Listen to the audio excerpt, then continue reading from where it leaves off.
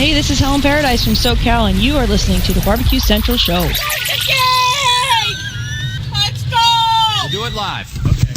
Well, do it live! I'll write it and we'll do it live! So to get that perfect barbecue, you use wood. Are you sure it's safe? Whatever.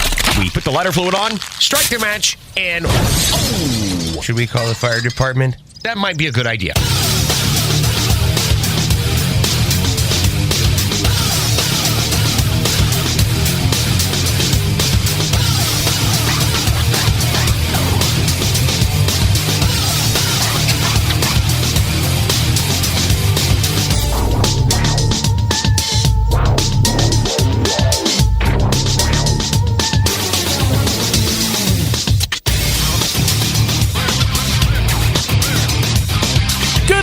And welcome to the Really Big Barbecue Central Show.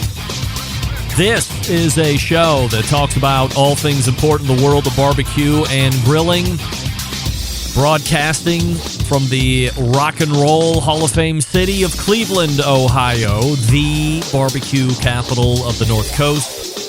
I am your program host, Greg Rempe. Happy to have you aboard here on your Tuesday evening's live fire fun and frivolity show.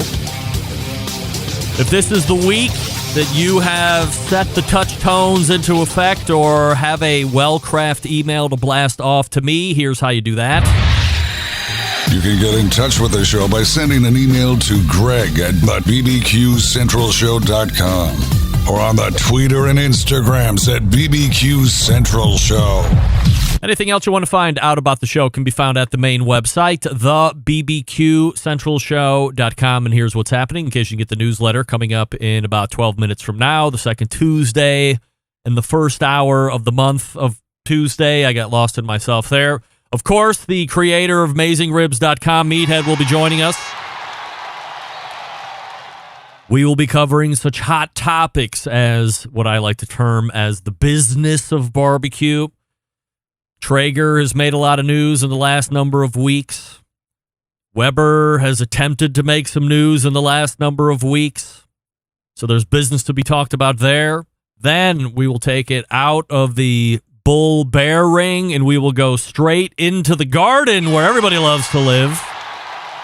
And we'll talk about dishes that you may or may not be considering, especially if you are one who fashions themselves a green thumb and keeps a garden during the winter or during the summer months.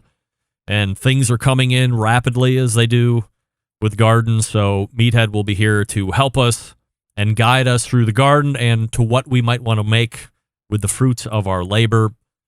And then we will move to the second hour, where I will be joined by a first-timer to the show. I think this makes, what is it now, 3 months in a row where we've had at least one new guest here on the show. 2021 is spawning the new guest movement, the likes the show has rarely ever seen. But we have a new guest coming in. And look, this is a barbecue and grilling show. I've said it before, I say it again, but it's not always about barbecue and grilling. So if you can't get down with what I'm going to do in the second hour, that's certainly your choice. You can tune out. You could not listen to it on podcast, whatever. But go ahead and blame it on Daniel Vaughn, Texas Monthly Embedded Correspondent. I'm sorry, Texas Monthly Barbecue Editor, quarterly correspondent or quarterly guest here on the show. But blame it on Daniel for the content that I'm going to bring you in the second hour. Because as we were talking off air a number of months ago, and we were talking about podcasts that we like, he said, hey, have you ever checked out the Relative Unknown podcast? And I told him no, and he had mentioned that there was a Cleveland connection, so obviously that set the hook. So I at least listened to the first episode, and within the first number of minutes, I was immediately in hook, line, and sinker. I think it's 10, 11, 12 episodes. It's a podcast documentary, I guess. So it's not like this show where it's just ongoing, but it is a true life story. And I will be joined by the lady that narrates it, and really that the whole story revolves around. There's certainly a major player in the game that is not Jackie, but her father is somebody who has directly affected her life, both growing up, ongoing. And we'll talk to Jackie Taylor, first timer to the show, about her father and the story that she put together with Cadence 13. and we'll talk about the WITSEC program. Are you familiar with the WITSEC program? That's witness protection. And I think 99.78% of us have no idea what it actually involves other than what we see on TV. And typically on TV, it's at the end of a cop program where somebody has done the right thing and turned on somebody else and they are sent off to be protected for the rest of their life. But nobody knows what that looks like.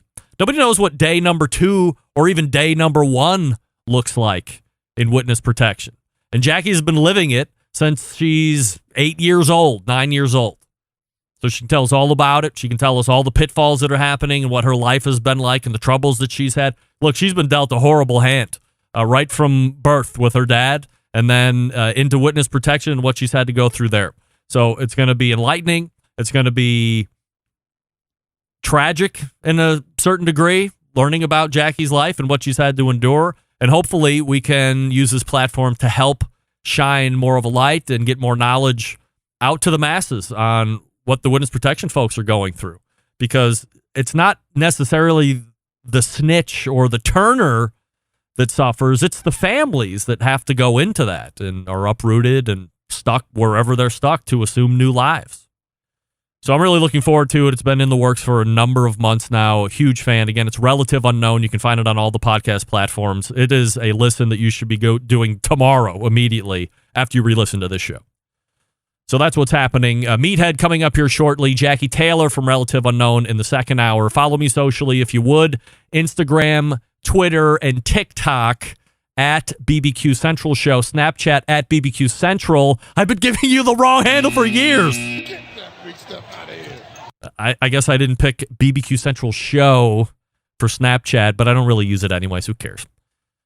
For live video feeds, you can find it Facebook and Twitch /BBQ Central Show, also on YouTube /RD Rempe. There's also 2 free podcast, ad-free podcast feed options. You can become a patron over at the Patreon page, which is patreon.com /BBQ Central Show, or if you listen to Apple Podcasts, you can subscribe to an ad-free experience right in the app.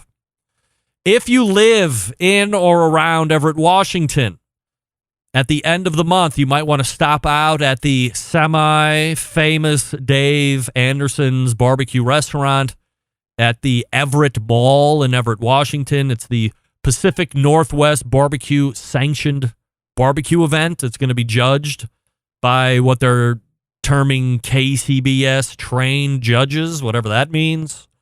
There will be free samples and other such goodness. So if you've always wanted to visit a barbecue contest, it is not. Andrew, you are not. It is not a KCBS sanctioned event. It is sanctioned by the Pacific Northwest Barbecue Association.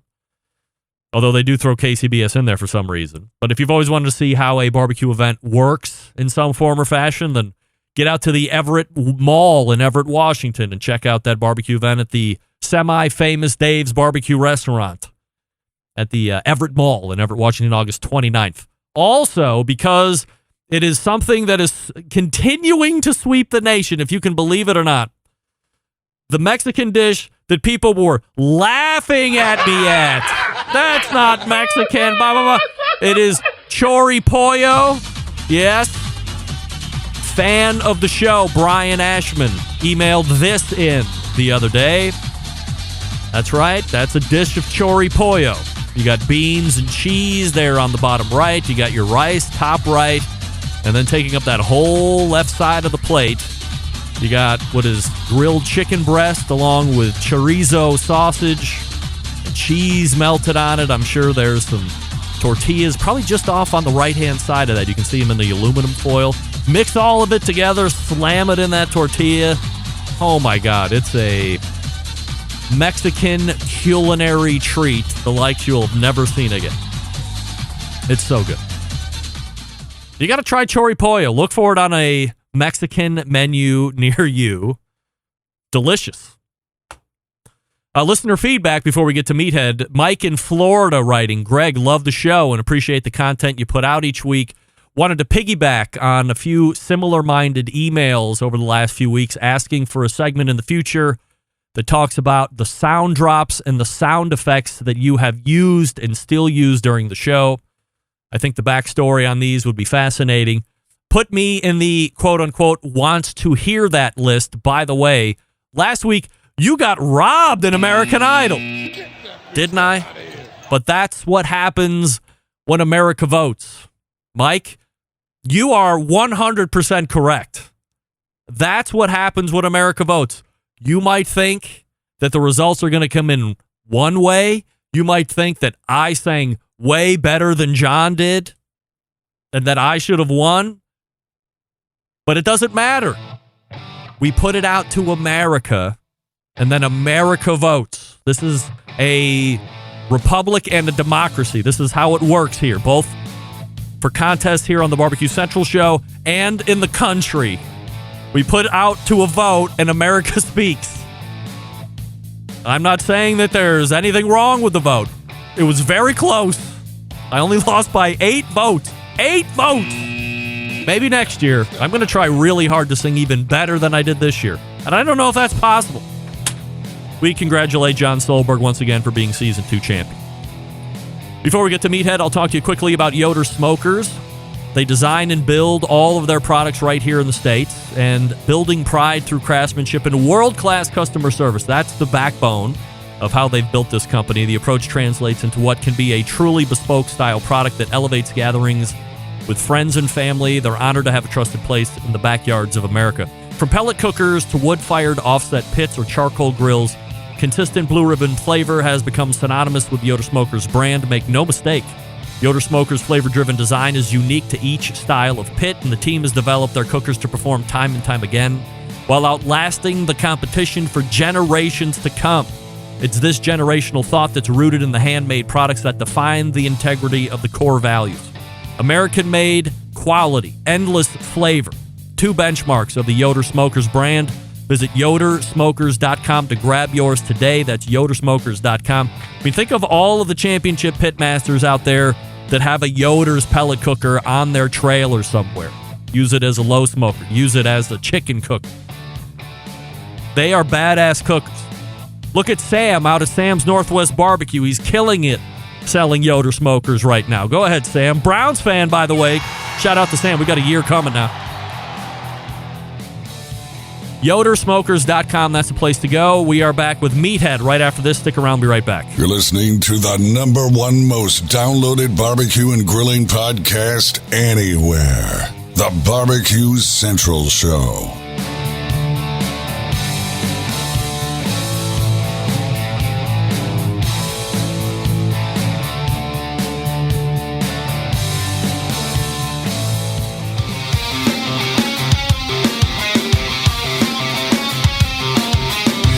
Broadcasting live from the Barbecue Central Show studios in Cleveland, Ohio. You're listening to the Barbecue Central Show. Once again, here's your host, Greg Rempe.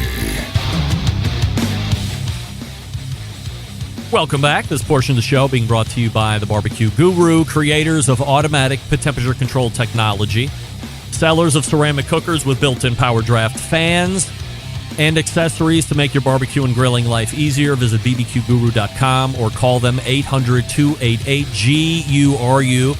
That's 800-288-GURU. The Barbecue Guru continuing to be a breakthrough in barbecue technology. The second Tuesday of the month in the first hour can only mean one thing. The guy who created live fire fun and frivolity talk along with me, Meathead from AmazingRibs.com. Hey, Meathead! Hey, how are you, Greg? And how are you, Centralites? We are doing absolutely fabulous. We're following a number of different stories and breaking items here over the course of the last number of weeks, which I know we're going to talk perhaps ad nauseum. But it's well, let's start with the fact you finally have Cleveland in the background instead of New York. I don't know if you've ever seen my fair city, but here's the skyline of Cleveland. I have been to your city, and that is Cleveland. Here's the Guardian City. Here's number 1 of our skyscrapers. Here's the number 2. And here's the longest running one, number 3, Terminal Tower right here, everybody. That's our 3 skyscrapers right there. None going over 60 stories, of course, because we don't want to get crazy here. But that will rival any mediocre podunk Midwest town, I would imagine. I mean, look right here. Matt. Here's a parking garage right there. I mean, that's a great skyline. You love it, right? This is me. At right? least you got parking. Yes, that's right. I mean, you can take the bus if you want to, but this is the booming it's a skyline. serious improvement over Manhattan, which is what you used to have back there. Yes, but I mean, Manhattan is a classic skyline. I think there's a lot of things attached to that. It lends some kind of professionalism in a global sense because it's iconic. People now will look at this background and go, "Did he move from somewhere? Where's that?" I mean, who knows? Whatever. As I had mentioned last month, you're claiming your home. It was long overdue, and really the fault lies with Amazon. And I became a little bit more. What do they say? Necessity is the mother of ingenuity, or something like that. And invention. So I went ahead and found my photographer guy here locally, and now look at me. I have this great banner behind me, and it's the Rock and Roll Hall of Fame city. All right, so we're going to be talking about... I got to warn you, yes, go ahead. I got to warn you, by the way. Oh. We are experiencing a pretty nasty thunderstorm here. Oh. And tornado watches and warnings. So if I go dark, I'll try to catch up with you on my mobile. But you better be ready to sing and dance. No problem. Always ready to sing and dance. I have hot topics to cover just in case a tornado would hit the Windy City. How weird would that be, where a tornado would hit the Windy City? It almost seems redundant to a certain degree. Well, if you get alerted, I mean, please make haste and get to your basements or wherever you need for safety, and we'll figure it out from there. So we're going to be talking about some garden stuff. We're going to be talking about some other items as well, but I wanted to start this evening because you were anxious to talk about some of the things that Traeger was up to last month with the buying of meter, things of this nature, and fast forward a month ahead, many things have happened since the purchase of meter, not the least of which is Traeger and Weber going public. And I'm always interested when companies decide to make that jump. So let's go ahead and start with Traeger first, and let's back all the way up to when, before they made the announcement that they were going to go public, a few days before that, they had made the announcement that they had acquired meter. Now, I have long been short of a hater on meter because, not a full-blown hater, but short of a hater. A pretty big, this guy, a little casting that eye, because what were they really good at, Meathead? Of course, number one, Meter was really good at generating crowdsourced funds, perhaps the likes we've never seen. Millions and millions of dollars. What did they fail at? Everything else after generating lots and lots of funds. Took forever to get the first versions out. They slowly trickled out. I don't even know why that is. I mean, can you imagine if meter was hitting the ground now in production? You wouldn't see those things for 7 years, the way raw materials and labor and componentry are just completely unavailable at this point. However, years ago, it was not the fact, but still they were slow.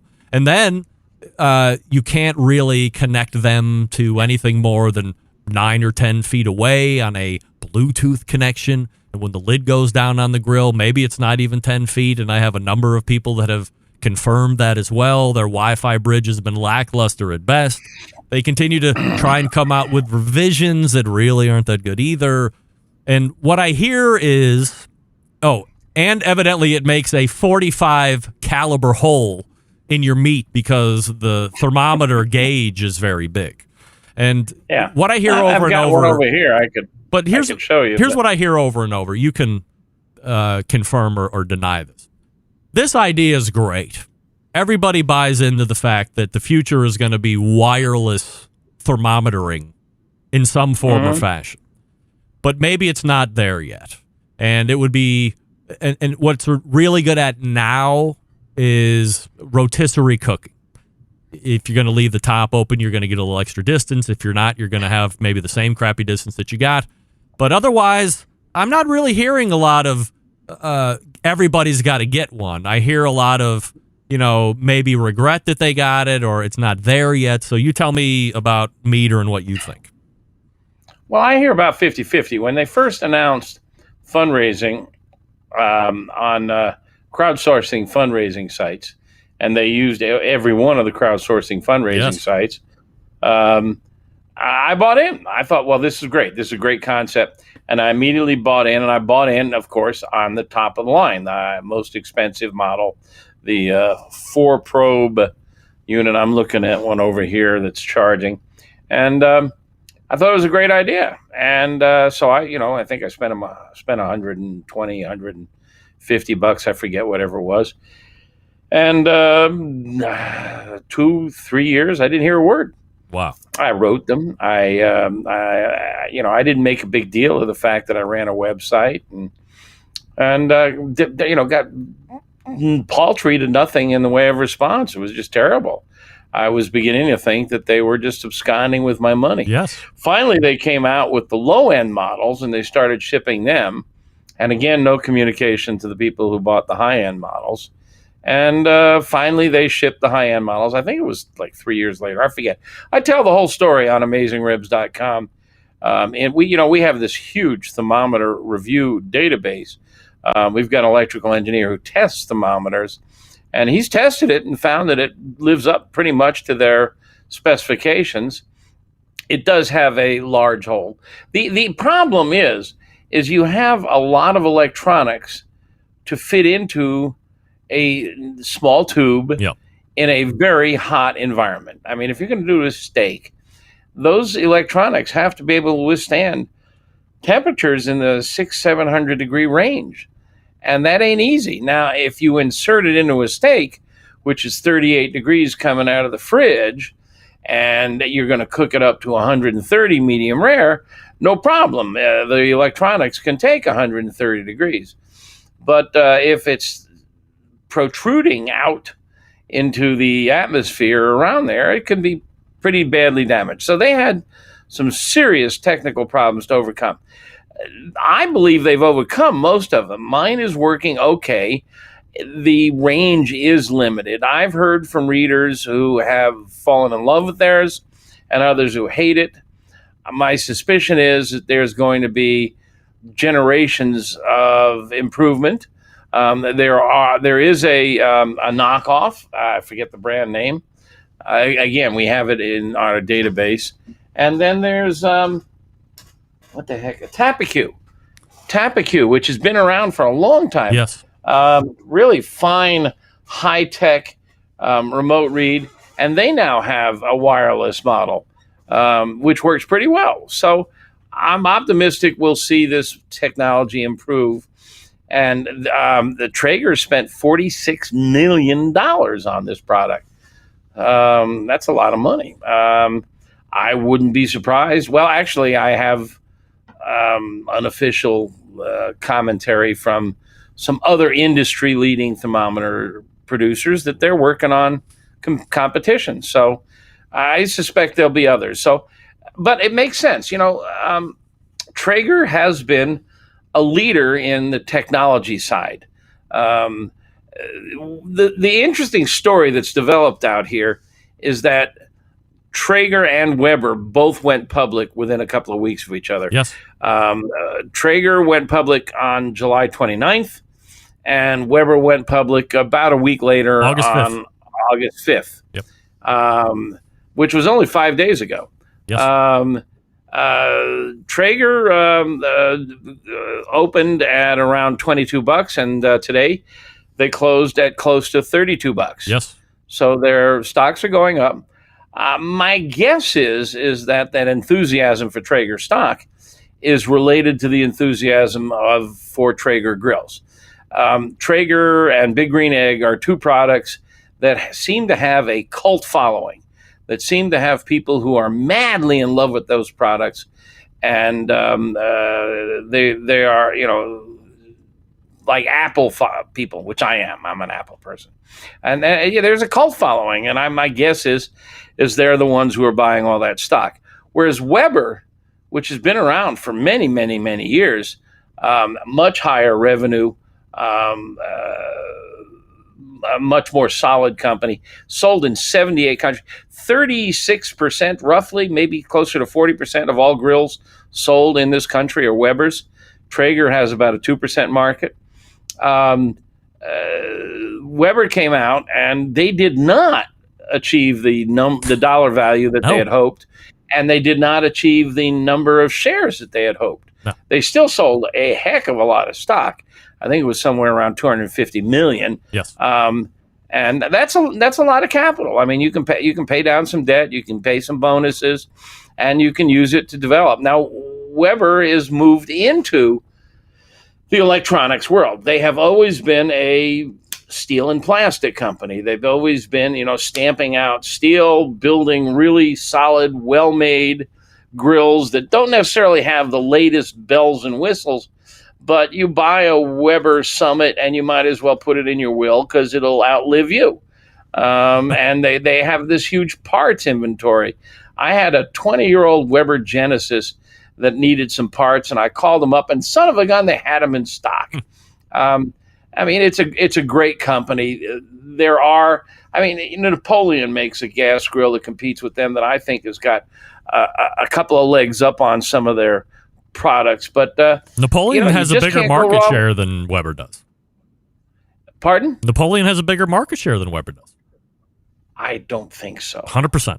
Wait, Napoleon? Yes. No, they're a Canadian company. Weber is almost 40% of all grills sold in this country. How can Napoleon be bigger? How can they be bigger? I'd have to see the number. Pardon? How can they be bigger? Yeah, I mean, I can't. That leaves nothing for. Their percentage of market share is bigger than Weber. I'd love to hear that. I'd love to see the basis for that.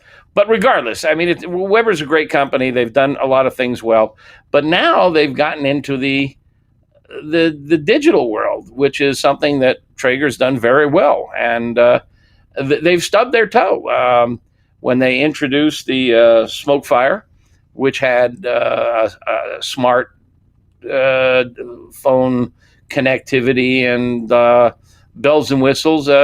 It wasn't fully functional when they introduced the product, and there are still bugs. I'll leave it to Max. Hopefully you'll have him on sometime soon.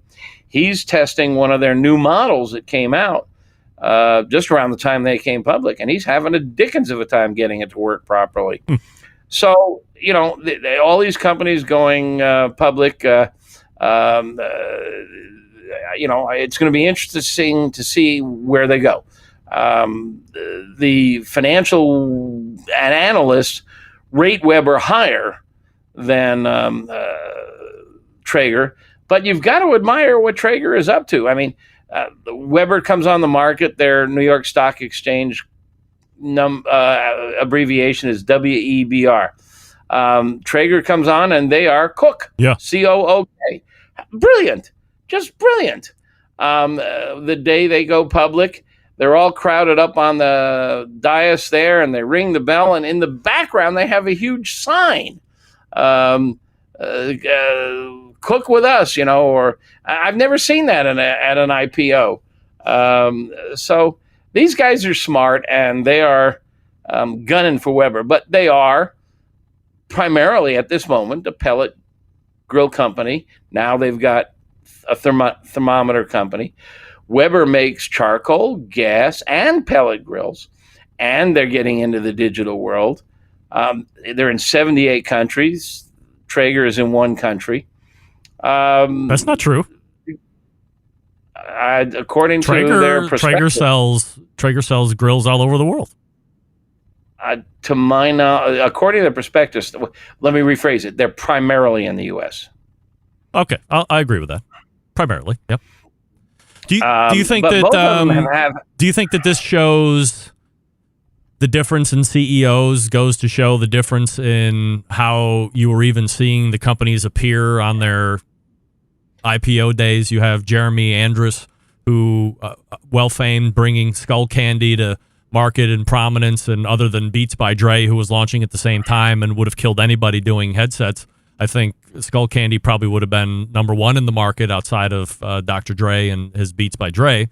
And now you have him in Traeger. He's well-versed at getting tech. He's tech-driven. I think he sits on the board of 10 other tech companies as well. And marketing-driven. And marketing-driven, of course. So you have, as you said, you look at that dais when they're ringing the opening bell. You got BBQ up there. You have that, what's his name, Kendrick Barbecue, and then a bunch of other people I don't know. But I found it interesting who he decided to have up there with him. I think that's really calculated. And then you didn't not see anything about Traeger's IPO for the next 4 or 5 days. I mean, they were just hitting it and hitting it and hitting it. And they were showing videos of the party that they were having in Salt Lake at the headquarters with all their influencers and employees and all the people they find near and dear to them, and just going crazy in the best ways possible. Maybe a little overboard in some certain instances, but we won't talk about that here. And then fast forward 5 days later and you see Weber's launch, and it was like, who cares?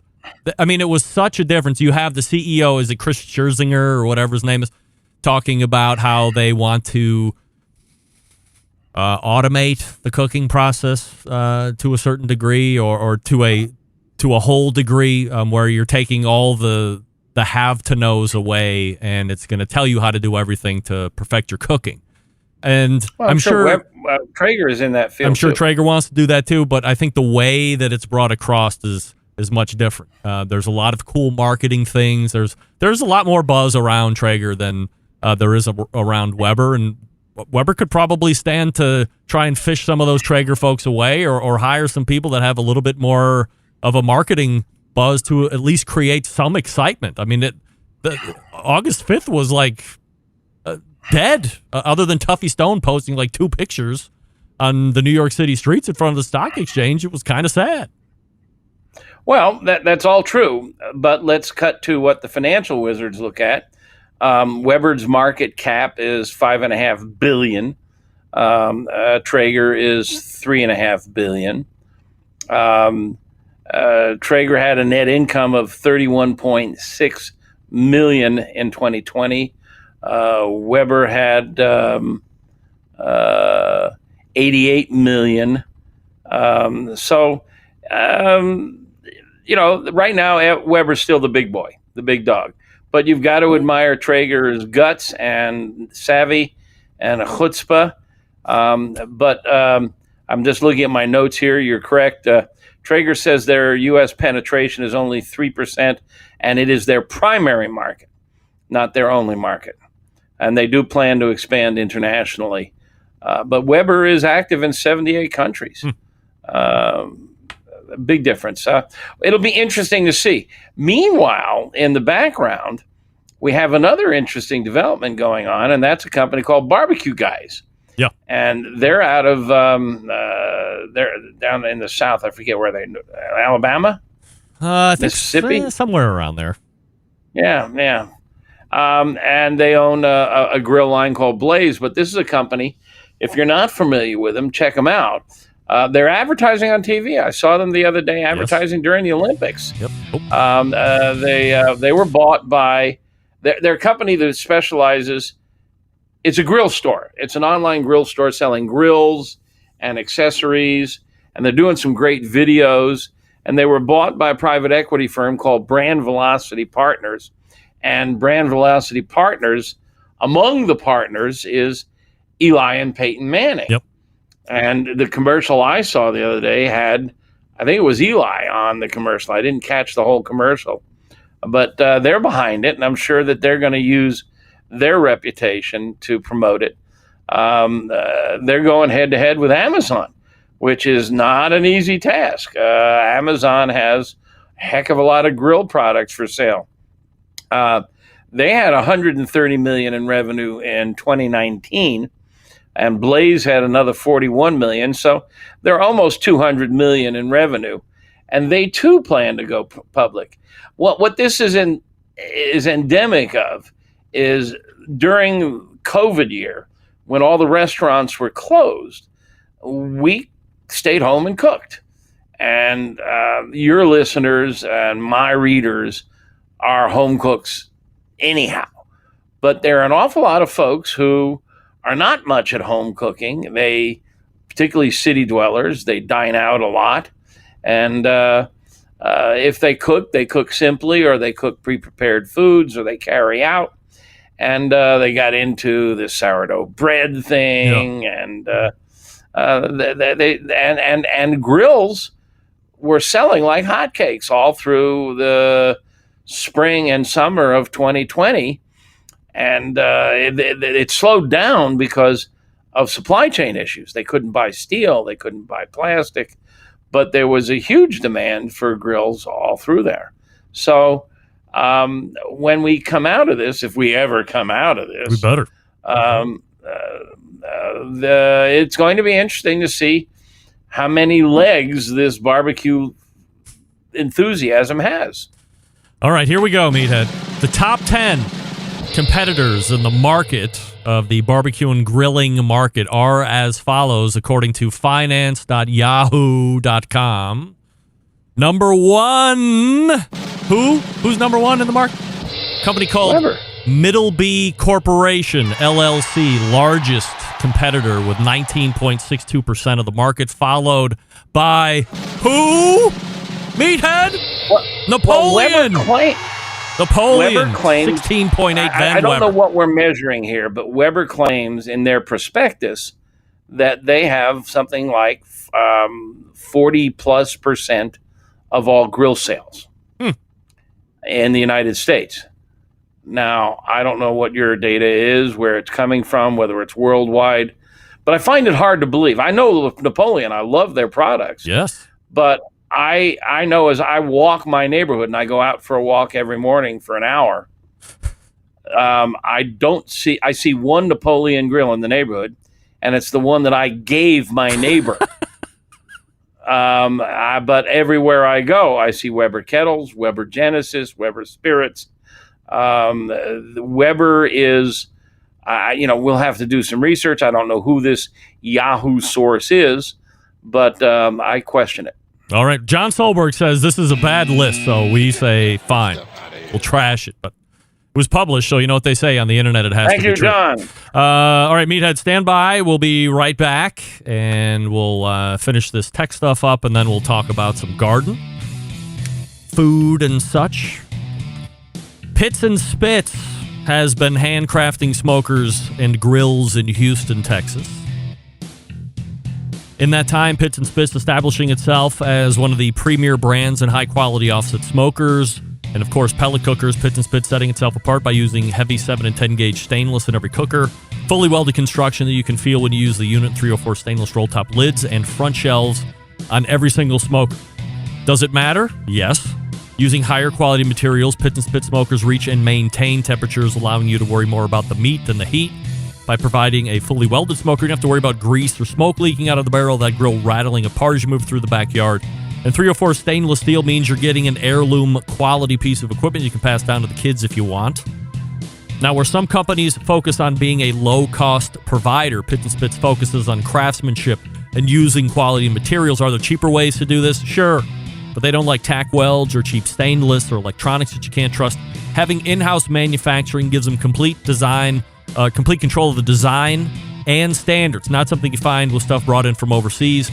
They're steel suppliers that supply materials to be used in some of the harshest environments around, so they will perform in any and all conditions. And their controllers are made right here in the States, so they are able to have unimpeded transparency into the programming. Pits and Spits is sold through a dealer network across the country. However, if there isn't one near you, give Coy a call at the shop, 844-650-6250.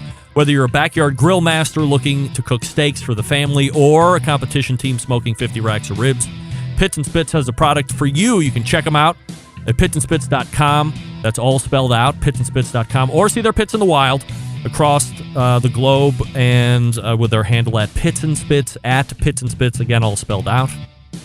And we'll be back with more Meathead from AmazingRibs.com. Stick around.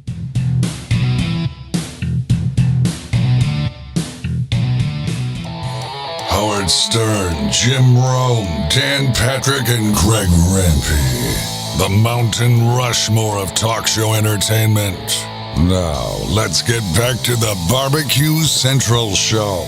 This portion being brought to you by CookinPellets.com, your number one source for quality wood pellets for all your pellet-driven cookers. Visit CookinPellets.com for more information or to purchase. You can also visit Amazon.com to purchase as well. Chris Becker and the gang over there, busting it, trying to get pellets to you ASAP. Nita, let me ask you a question about this whole grill business recently. And maybe it should have hit me in the face earlier, and I just didn't see it. But When I saw the acquisition of Traeger to Meter, and I thought, oh, well, here's Traeger seeing this thermometer really, as you said earlier, and talking about somebody, maybe it was Weber, having a bit of a stumble. Like, the concept is good, but the product just isn't there. And I thought Weber's going to buy it, or I'm sorry, Traeger's buying it, and they're going to be able to make it do what it should have done out of the box low these years ago. And then I talked to a few other people, and they said, there's a very good chance that Meter's just going to go away and die at some point. It's not going to be a product that they're really going to support as a Meter. And what really happened is they bought patents. They don't really give a shit at all about Meter, the product. So that Meter can fizzle away, and then at some point in time, because now they own all the IP and all the patents, they will reintroduce a Traeger wireless thermometer also.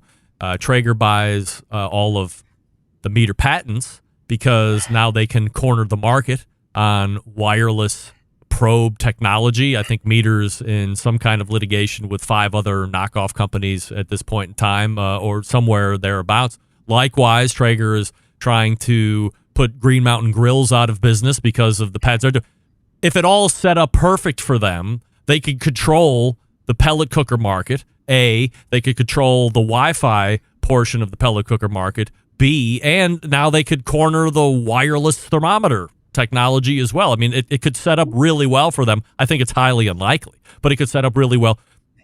A long way to go to say what I've noticed recently is a lot of acquisitions aren't necessarily product-driven. People are buying patents in order to arm themselves with the most IP possible, given the state of technology and where we live today. Yeah, I'm sure you're right, but I wouldn't be surprised at all if the Meter became called the Traeger Meter. Why not? It needs a sub-brand name. That wouldn't be surprising at all. What about the Meatiger? Do we like the Meatiger? I think that one has a better ring to it. I went back to my notes here, and according to Weber's prospectus, now I have some experience having brought a wine-related company to public sale, that when you produce a prospectus for stock sale, you have to really vet everything you say in that prospectus, and the lawyers are going to really hold your feet to the fire. Because you do not want the SEC coming down on you for making fraudulent statements. Weber's prospectus states that there is an installed base of grills in the United States of 70 million units, 56% of all households. 42% of all those 70 million grills are Weber. 42% of 70 million are Weber. That's almost half. I mean, that sounds about right to me. I absolutely cannot believe the data that Napoleon is outselling it in the United States, maybe Canada. And that's right up there with your friend Derek Rich's claim that there's some guy in New Zealand has a website bigger than mine. I mean, you cannot believe everything you read on the internet, for crying out loud. All right. Now, gardening is something that you are into. You like to do a garden. My father-in-law is a huge gardener. I know secretly he hates the fact that he moved to a new house a year ago, and they don't have near the estate that they had in Willoughby, where they used to grow a number of different gardens in the background. So, talk to me about your growing garden. What? Who moved a year ago? My father-in-law. I mean, I moved a year ago too, but we were moving. We were actually moving all at the same time. They went further east out than we did. I missed that. I thought you said I moved. No, I moved, and my father-in-law moved, who was a big gardener, and I used to just reap the rewards of his hard work because, as most gardeners know, like things just come in all at one time, and then you go from having nothing to having a bounty, and all of a sudden it's way too much. So, what are things in the garden? Yeah, right. What are things in the garden that you like to use in live fire recipes? What are some of your favorites? Well, I got to give credit where credit is due. My wife is a master gardener. The state of Illinois, the University of Illinois, actually offers a degree certificate called the master gardener. You have to pass tests and so on. And she is a master gardener. Wow. And we have a fairly significant plot of land in our tiny suburban backyard. And we are reaping the benefits of it.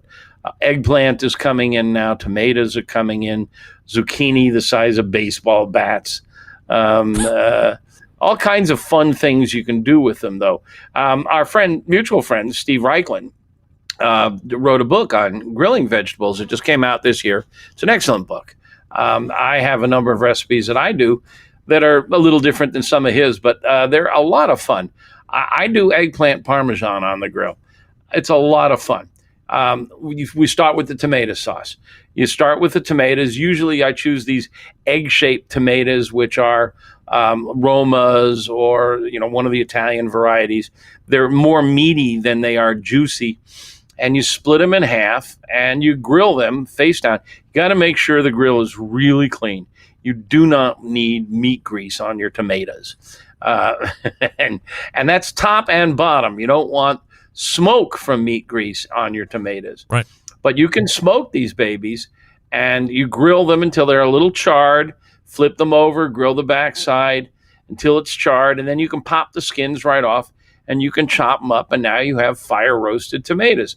And in the past couple of years, I don't know if you've noticed, the grocery stores are selling cans of fire roasted tomatoes, and they're more expensive than regular tomatoes. Mm-hmm. And that's all it is. Just grill them off.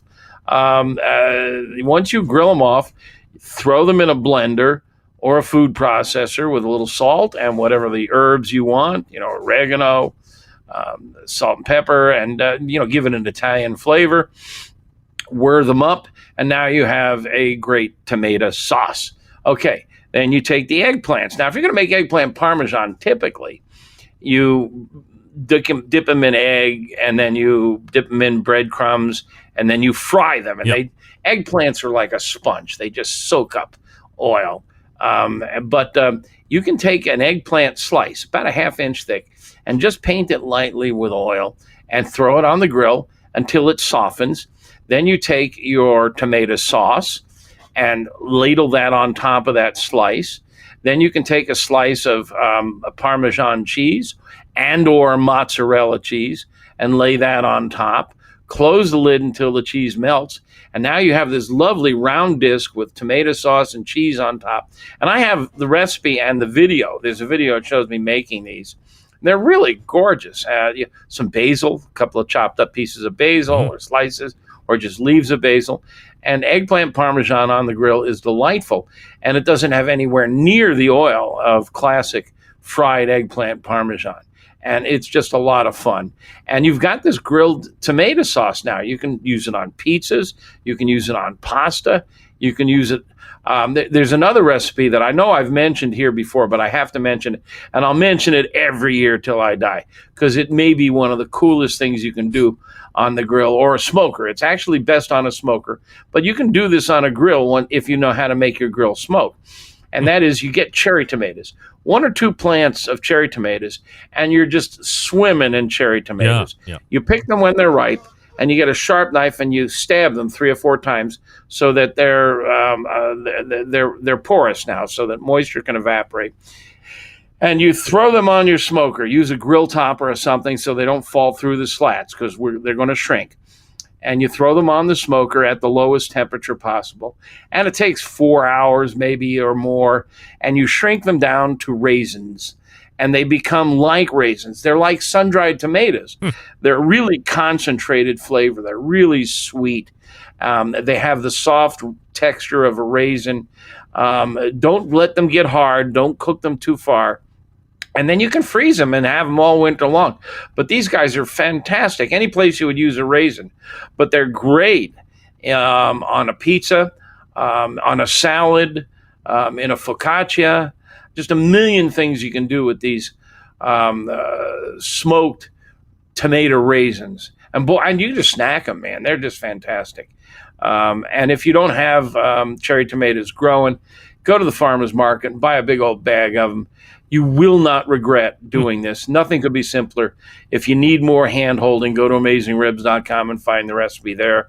But you just poke holes in them, throw them on the smoker until they're about like raisins, and just fantastic. Here's another one we do that the kids love.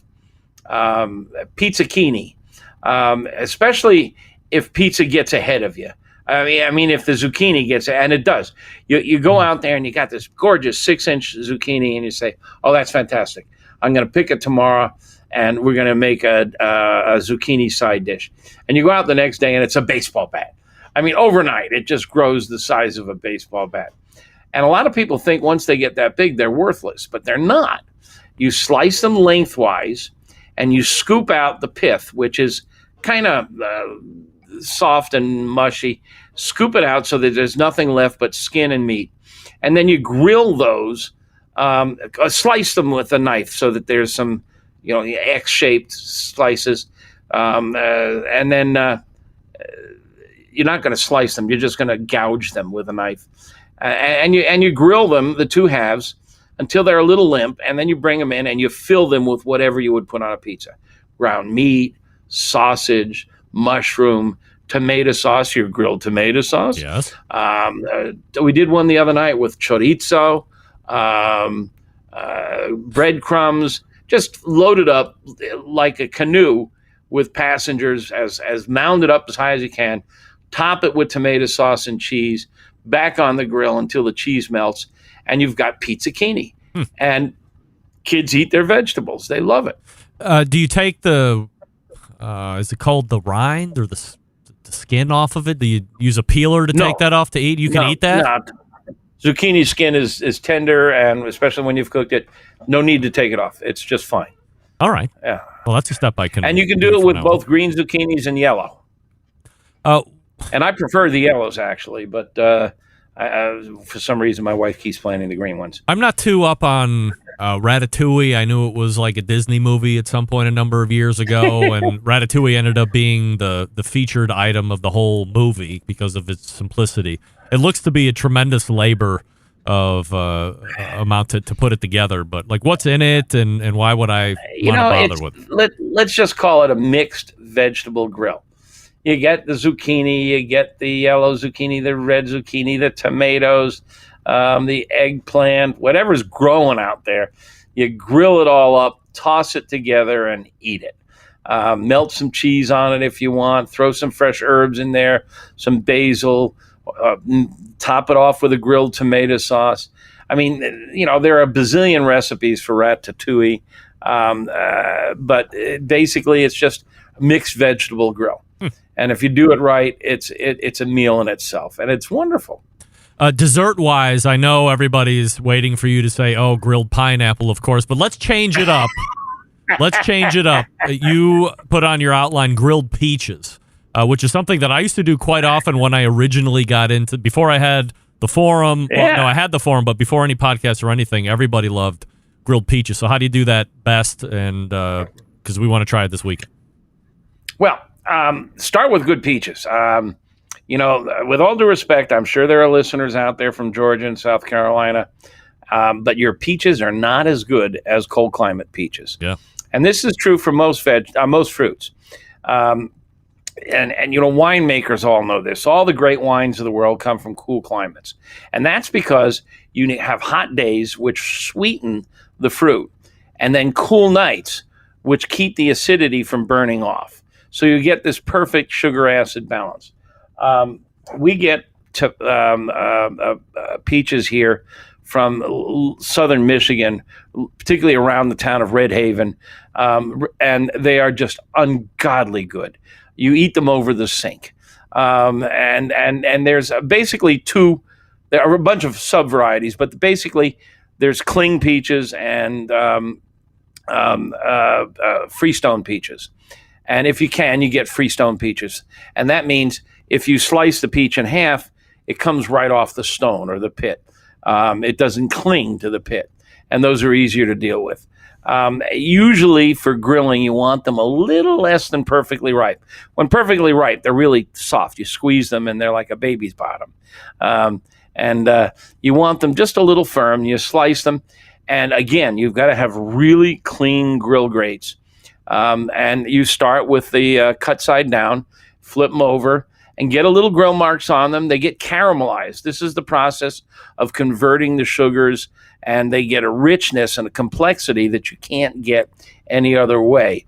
And once you've done that, you can slice them up in quarters or eighths.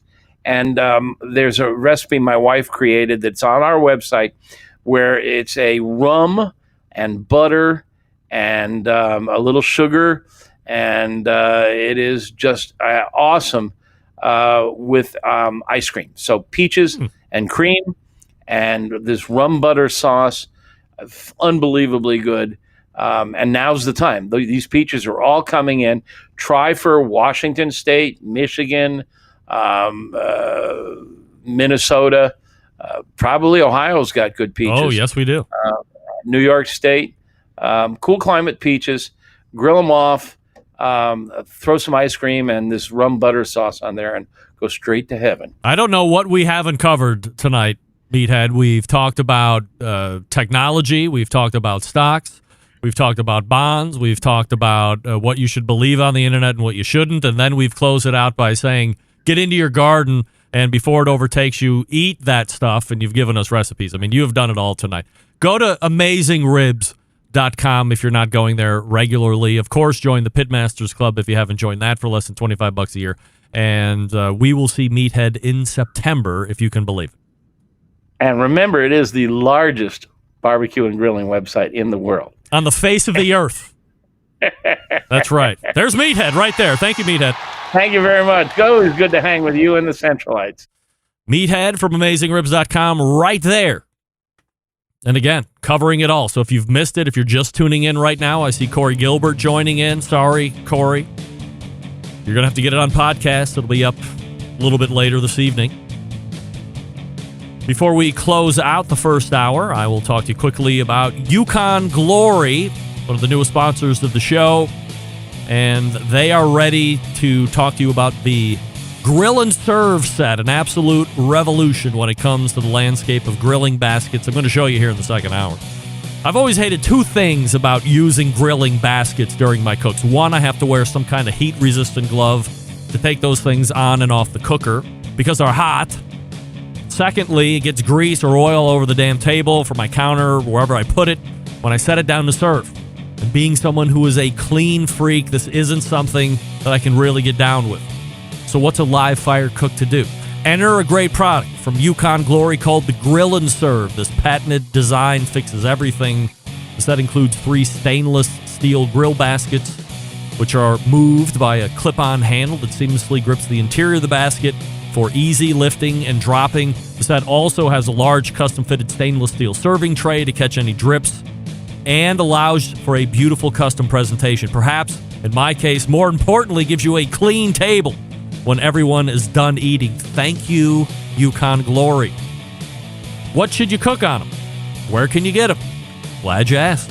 Perfect for veggies, seafood, wings, tacos, and meats of all types. If you can think of it, you can use the Grill and Serve for it. As far as where to buy, Amazon.com, Walmart.com, Home Depot, Lowe's, Target. Of course, you can go to YukonGlory.com, and if you love to save money, and who doesn't, you can use the promo code 10CENTRAL, the numerals 10CENTRAL, all one word.